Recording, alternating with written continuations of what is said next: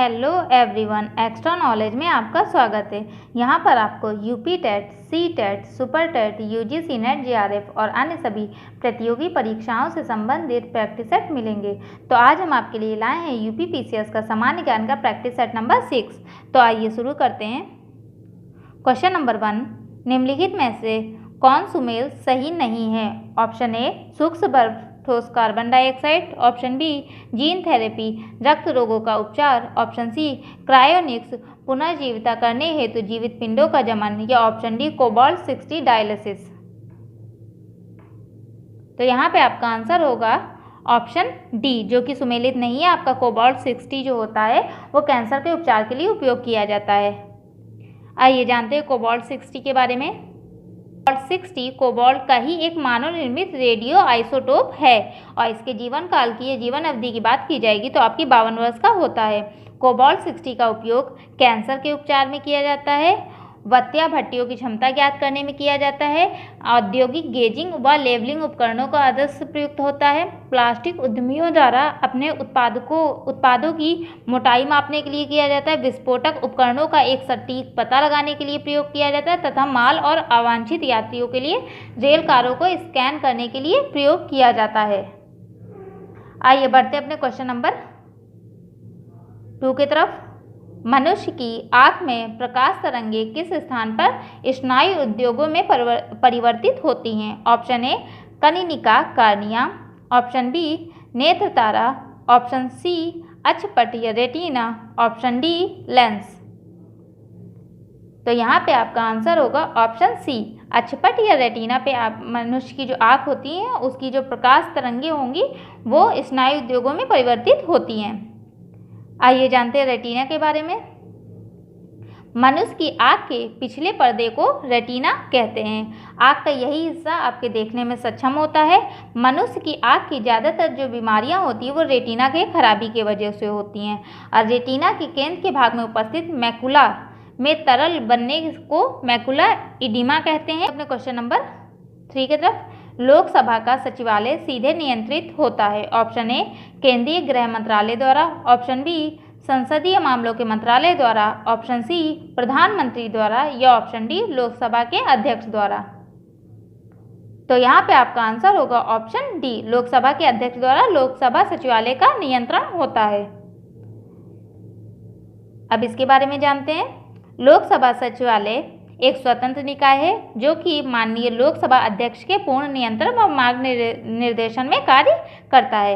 वहीं लोकसभा अध्यक्ष की बात की जाए तो आपके पहले लोकसभा अध्यक्ष श्री मावलंकर जी थे। अब तक के 16 लोकसभा स्पीकर पद पे बैठ चुके हैं और इस समय जो कि श्री ओम बिरला जी इस पद पे हैं वो आपके 17वें नंबर पे के लोकसभा अध्यक्ष हैं। वहीं लोकसभा अध्यक्ष के कार्य की या अधिकार की बात की जाए तो ये संसद के संयुक्त अधिवेशन में भाग लेता है या लेती हैं, चाहे एक विधेयक धन विधेयक है या नहीं, इसका फैसला भी अध्यक्ष के द्वारा किया जाता है। आइए बढ़ते हैं अपने क्वेश्चन नंबर 4 की तरफ। भारतीय संविधान के किस अनुच्छेद में विभिन्न राज्यों से संबंधित विशिष्ट प्रावधानों का उल्लेख है? ऑप्शन ए अनुच्छेद 369, ऑप्शन बी अनुच्छेद 370, ऑप्शन सी अनुच्छेद 371, या ऑप्शन डी अनुच्छेद 372। तो यहाँ पे आपका आंसर होगा ऑप्शन सी अनुच्छेद 371, जो कि राज्यों के विशिष्ट प्रावधानों का उल्लेख करता है। आइए जानते हैं अनुच्छेद 371 के बारे में। भारतीय संविधान के अनुच्छेद 371 या आर्टिकल 71 के तहत पूर्वोत्तर कई राज्यों को एक विशेष दर्जा मिला है। ऐसे कई राज्य हैं जहाँ पे भारतीय जमीन नहीं खरीद सकते हैं, जैसे कि अनुच्छेद 371 में आपका महाराष्ट्र और गुजरात राज्यों संबंधी विशेष उपबंध है। 371 का में नागालैंड राज्य से संबंधित है। 371 खा में असम राज्य है। 371 गा में मणिपुर राज्य है। 371 घा में आंध्र प्रदेश राज्य है। 371 ई या डा में आपका आंध्र प्रदेश है। 371 चा या एफ में आपका सिक्किम राज्य है। 371 छा या जी में मिजोरम राज्य है और 371 जा या एच में अरुणाचल राज्य का विशेष उपबंध की बात की गई। वहीं 371 झा व आई में गोवा राज्य से संबंधित विशेष उपबंध दिए गए हैं। आइए बढ़ते अपने क्वेश्चन नंबर 5 की तरफ। निम्नलिखित में से कौन सा एक अन्य जैसा नहीं है? Option A SAIL, option B भेल, ऑप्शन सी ONGC, या ऑप्शन सी इसार ऑयल। तो यहाँ पे आपका आंसर होगा ऑप्शन डी, एसएसआर ऑयल जो है आपकी ये निजी कंपनी और जो आपकी है वो सरकारी कंपनियाँ हैं। तो आइए जानते हैं इन सब के बारे में। जैसे कि भारतीय इस्पात प्राधिकरण, जिसे steel authority of India limited या सेल कहते हैं, इसकी स्थापना आपकी 1954 में हुई थी। ये भारत की सर्वाधिक इस्पात उत्पादन करने वाली कंपनी है। ये भारत सरकार के पूर्ण स्वामित्व का प्राधिकरण करती है। ये भारत की सबसे बड़ी सरकारी कंपनियों में से एक है। वहीं भारतीय इस्पात प्राधिकरण, जिसे स्टील अथॉरिटी ऑफ इंडिया को महारत्न कंपनी बनने का दर्जा 2010 में दिया गया। अगर बात की जाए भारत में जो इस्पात कारखानों की, तो भिलाई इस्पात कारखाना आपका छत्तीसगढ़ में है, दुर्गापुर आपका इस्पात कारखाना पश्चिम बंगाल में, राउरकेला इस्पात कारखाना उड़ीसा में, बोकारो इस्पात कारखाना झारखंड में, वहीं इसको इस्पात कारखाना पश्चिम बंगाल में है। बात की जाए भेल की, जिसे कि हैवे इलेक्ट्रॉनिक लिमिटेड कहेंगे, ये भारत के सार्वजनिक क्षेत्र की इंजीनियरिंग व विनिर्माण क्षेत्र की सबसे बड़ी कंपनी है। इसका मुख्यालय नई दिल्ली में और इसकी स्थापना आपकी 1964 में की गई। वहीं oil and natural gas corporation, जिसे ONGC बोलेंगे, कि इसकी स्थापना 23 जून 1993 को हुई तथा ये भी एक सार्वजनिक क्षेत्र की पेट्रोलियम कंपनी है। वहीं एसएसआर समूह या एसएसआर ऑयल की बात की जाए, यह स्टील, ऊर्जा, शक्ति, संचार, नौसेना, बंदरगाह व प्रचालन तंत्र के साथ विनिर्माण क्षेत्र की बहुरत राष्ट्रीय संगठित समूह है, जिसका मुख्यालय मुंबई भारत में है तथा इसके संस्थापक शशि रुइया और रवि रुइया हैं। आइए बढ़ते अपने क्वेश्चन नंबर 6 की तरफ। भारत में सकल राष्ट्रीय उत्पाद की वृद्धि दर सन 2020-21 अप्रैल-जून में है। Option A -20, option B -23.9, option C -40, option D -29.0। तो यहाँ पे आपका आंसर होगा ऑप्शन बी, -29.9 आपकी GDP रही है, जो कि आपकी सन 2020-21 अप्रैल-जून की है। आइए बढ़ते अपने क्वेश्चन नंबर 7 की तरफ। विश्व में लौह अयस्क के 3 अग्रणी उत्पादक हैं। ऑप्शन ए ऑस्ट्रेलिया, चीन या संयुक्त राज्य अमेरिका, ऑप्शन बी चीन, ऑस्ट्रेलिया, ब्राजील, ऑप्शन सी रूस और संयुक्त राज्य अमेरिका, चीन, ऑप्शन डी ऑस्ट्रेलिया, ब्राजील और चीन। तो यहाँ पे आपका आंसर होगा ऑप्शन बी, चीन, ऑस्ट्रेलिया और ब्राजील, जो कि विश्व स्तर पर लौह अयस्क के 3 अग्रणी उत्पादक है और चौथा स्थान है। आइए जानते हैं लौह अयस्क के बारे में। पहले अगर विश्व के स्तर पर बात की जाए तो ऑस्ट्रेलिया के माउंट गोल्डवर्थ में और माउंट वेलबैक में, ब्राजील के कराजास में लौह अयस्क का भंडार मिलता है और भारत में मयूरभंज और बाबा बुदनगिरी लौह अयस्क के भंडार के लिए जाना जाता है। लौह अयस्क जो होता है वो 4 प्रकार का होता है। एक मैग्नेटाइट या सर्वोत्तम प्रकार का लौह अयस्क होता है तथा भारत में ये केवल दक्षिणी राज्यों में पाया जाता है, जिसमें से कुद्रेमुख कर्नाटक, गोवा, सेलम जो कि तमिलनाडु में, कोझिकोड जो कि केरल में पड़ता है। मैग्नेटाइट का 70% भंडारण केवल कर्नाटक राज्य में होता है। वहीं हेमेटाइट भी ये लौह इस्पात के प्रकारों में आता है, जो यह दूसरी सर्वोत्तम किस्म का लोहा होता है। भारत में 80% लोहा का भंडारण इसी का है, मुख्यतः पूर्वी राज्यों जैसे उड़ीसा, झारखंड, छत्तीसगढ़ में। और लिमोनाइट व सेडेराइट, जिसमें सेडेराइट जो है सबसे निम्नतम कोटि का लौह अयस्क होता है। वहीं भारत की बात की जाए लौह अयस्क के उत्पादन राज्यों में, तो पहला स्थान आपका कर्नाटक का रहेगा, दूसरा उड़ीसा का रहेगा और तीसरा झारखंड का रहेगा। ये भंडारण के आधार पे है। और उत्पादन के आधार पे आपका पहला स्थान उड़ीसा का रहेगा, दूसरा कर्नाटक और तीसरा आपका झारखंड का रहेगा। देश का सबसे बड़ा लौह अयस्क क्षेत्र की अगर बात की जाए तो वो बराम जादा समूह के नाम से जाना जाता है। यह एक चट्टानी समूह है तथा झारखंड एवं उड़ीसा के सीमावर्ती जिलों में फैला हुआ है। इसके अंतर्गत झारखंड का सिंहभूम जिला तथा उड़ीसा का क्योंझर जिला आता है।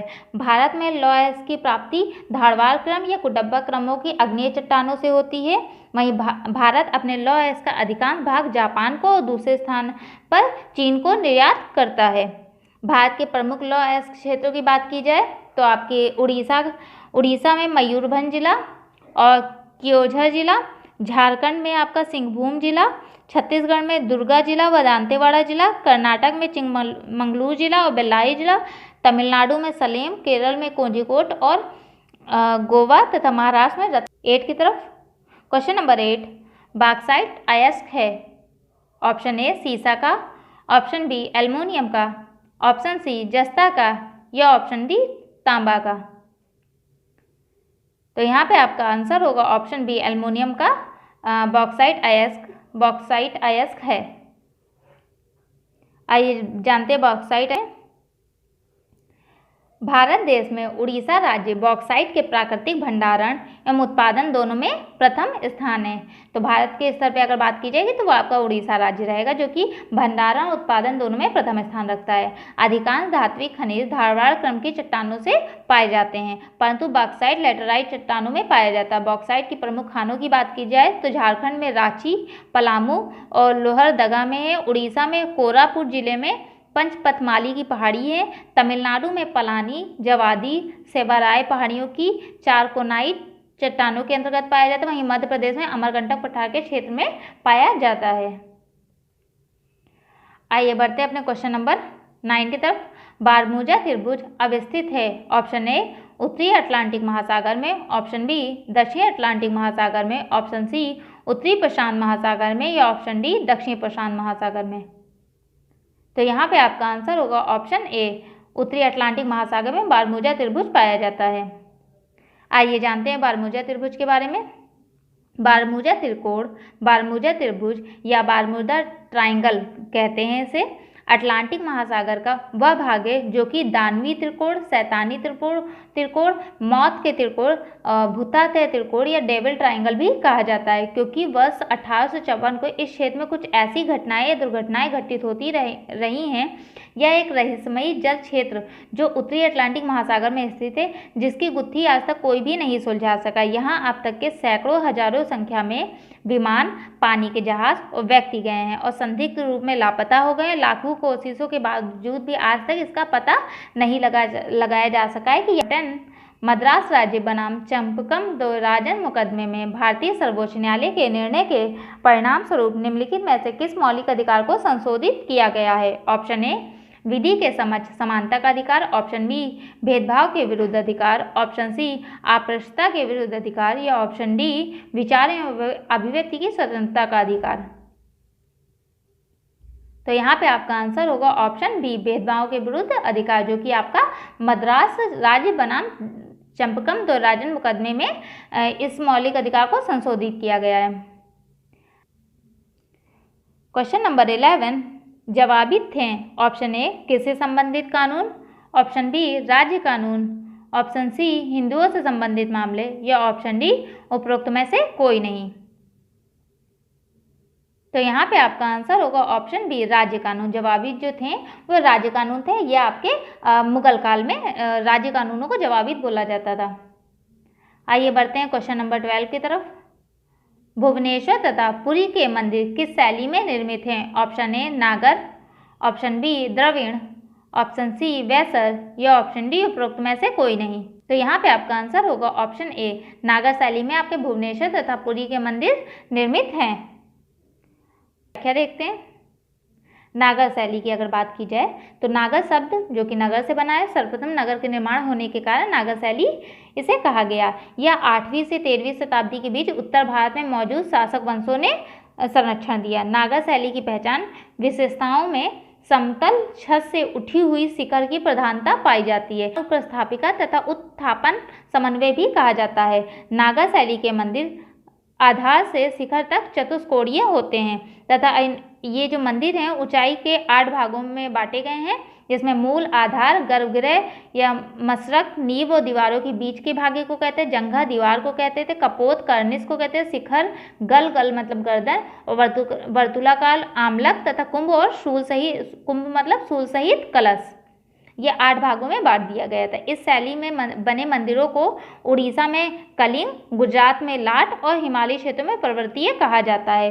वहीं बात की जाए द्रविड़ शैली की, तो द्रविड़ शैली की शुरुआत 8वीं शताब्दी में हुई। ये दक्षिण भारत में इसकी दीर्घ जीविता 18वीं शताब्दी तक बनी रही। द्रविड़ शैली के मंदिर बहुमंजिला होते थे।